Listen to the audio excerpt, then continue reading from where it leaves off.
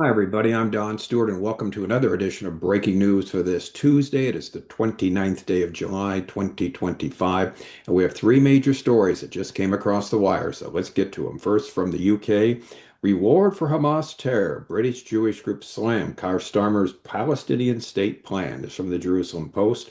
Also from the Jerusalem Post, France fails to secure a consensus for Palestinian recognition at two-state conference. That's a great story, isn't it?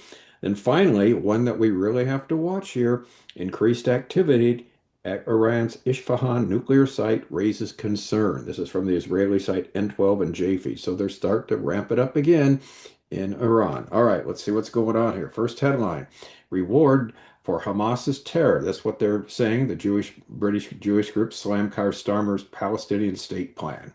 British Jewish groups criticized Starmer's push for a Palestinian state recognition, arguing it emboldens extremism and rewards Hamas terror, especially while hostages remain in captivity. They expressed deep concern on Monday night that Starmer's proposition of a Palestinian state would be a reward for terrorism. Earlier in the evening, this again last night, the British Prime Minister announced that the UK would recognize a Palestinian state should Israel not agree to a Gaza ceasefire by September. The Board of Deputies of British Jews announced that it was seeking urgent clarification from the British government that it will not recognize a Palestinian state if the hostages are not returned or if Hamas continues to reject a ceasefire. In other words, hey, they'd like to get it over with, but what are they going to do? All right. So anyway, here's what we got. We've got the we will neither forsake the hostages nor reward Hamas's terror or intransigence. That's what the British Jews said. The British government wants clarification on this. What do you do if there's all kinds of proposals that are still out there that Hamas continues to reject? They won't accept a ceasefire. The hostages are still there, so you're going to still declare a Palestinian state? Great question. So this is a campaign against anti-Semitism. One of the British groups called Starmer's Declaration, morally indefensible. There are still hostages and torturous conditions in Hamas's dungeons in Gaza. Keir Starmer should be saying that he will take the issue of Palestinian statehood off the table if the hostages are not returned by September sooner. That's a great statement there. And then they say this is a reward for violence. They added that the statement sends the worst message possible that mass murder, rape, and hostage taking are legitimate paths to diplomatic gain. It argued that this constitutes a form of appeasement, something that will embolden extremists who will choose to hang on for another month to receive their reward. Recognition of a Palestinian state should never be wielded as a political weapon. Doing so in the aftermath of an anti-Semitic pogrom is not only reckless, it is shameful. Progressive Judaism released a statement saying it remains firmly committed to a just and peaceful two-state solution, but that a Palestinian state must not be a reward for violence. And Progressive Judaism, of course, is a leftist group. They want the two states, but they don't want it declared unilaterally. While it welcomes Starmer's demands on Hamas, it expressed concern that recognition may embolden those who reject peace. So they call on the UK government to ensure that this step strengthens the forces of peace, not extremism, and creates a real leverage for a negotiated outcome. Well, here's the problem again. There can't be a negotiated outcome if one side doesn't want to negotiate. And what we keep hearing when you've got Starmer in the UK saying, all right, if not by September, if there's not an agreement, we're going to declare a Palestinian state. What do you think they're going to do? They're going to wait it out till September, obviously. And again, what we're seeing now is the push over and over again for a Palestinian state on various, angles. However, the good news is, and this is our second headline, remember the France conference? Well, guess what? France fails to secure a consensus for Palestinian recognition at the two-state conference. The UN conference on the peaceful settlement of the question of Palestine and the implementation of the two-state solution was held in New York behind closed doors on today, Tuesday. France on Tuesday failed in its attempt to rally all participants at the UN conference on the peaceful settlement of the question of Palestine and the implementation of the two-state solution in New York to call upon countries, they did that to recognize a Palestinian state. A document presented to the participating countries and obtained by the Jerusalem Post read, "We, the foreign ministers of countries that have recognized Palestine as a state or have expressed our willingness to do so, call on other countries around the world to join the call to recognize Palestine as a state." The failed event took place at a closed-door meeting of foreign ministers who attended the conference in New York. The French delegation, led by Foreign Minister Jean-Noël Barrot, presented the proposal to the participant But in some cases, this is great, it was not well received. Some of the countries have already recognized Palestine. Norway, Slovenia, Iceland, and Ireland, and they called on additional countries to join them. Luxembourg's foreign minister Javier Bettel said that during the discussion that Israel only understands pressure and that President Emmanuel Macron should not be left alone. In other words, let's join on the bandwagon and beat up on Israel. He said that Israel wants France to be isolated in its recognition of a Palestinian state, so it can argue that the move is illegitimate. Ireland's foreign minister, Simon Harris, agreed and said the move would give significant momentum to the peace process. In their experience, such declarations are very important. Yeah, again, all they're doing is emboldening Hamas to keep holding on to hostages, keep rejecting all these ceasefire proposals, just saying no, no, no, no, no, and they get rewarded for this. This is really incredible, but these people just don't have any clue on really how to make peace. Asian countries, which is interesting, that participated in the discussion did not express interest. This is good in joining the joint declaration. Japan, Singapore, and South Korea said they supported the idea of a two-state solution, but could not join such a declaration without further consideration. Australia's Foreign Minister Peggy Wong said in a discussion that they could not they could not recognize a Palestinian state immediately because it was still unclear whether Hamas would play a role in such a state. Once that issue was clarified and confirmed that Hamas would have no role, Australia could proceed with recognition. Sad thing is, whoever's in charge, whatever Palestinian may be in charge, the Palestinian state sooner or later turns into a Hamas-like individual. The conference in New York, he said, was just the beginning. It was meant to bring the issue of recognition to the forefront, and in September, France aims to significantly advance the effort and encourage other countries to follow suit.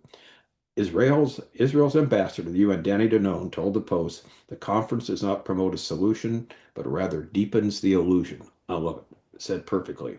He said that instead of demanding the release of hostages and working to dismantle Hamas's terrorist regime, the organizers are engaged in discussions detached from reality. And they certainly are.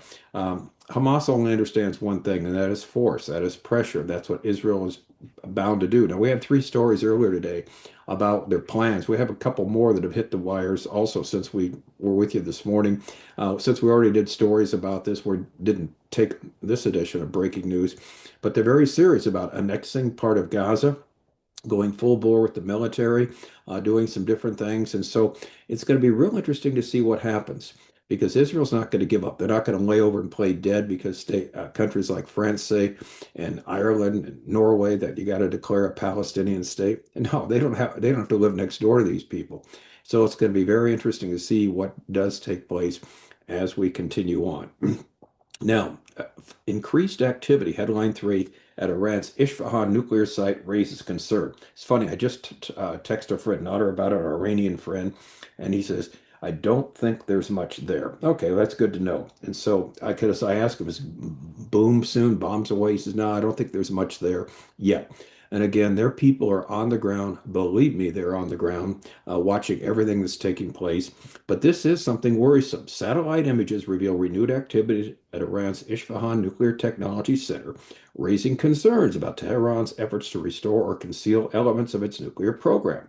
Iran has resumed activity at this center, one of the primary nuclear research facilities following the U.S. and Israeli strikes in June 2025 that targeted the site, according to nuclear researcher David Albright of the Institute for Science and International Security.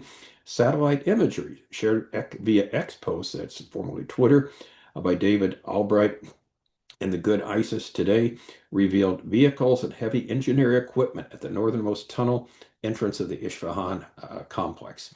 The Isfahan facility is Iran's largest nuclear research center, employs approximately 3,000 scientists, and houses critical infrastructure, including uranium conversion facilities, fuel fabrication plants, and 3 Chinese supplied research reactors.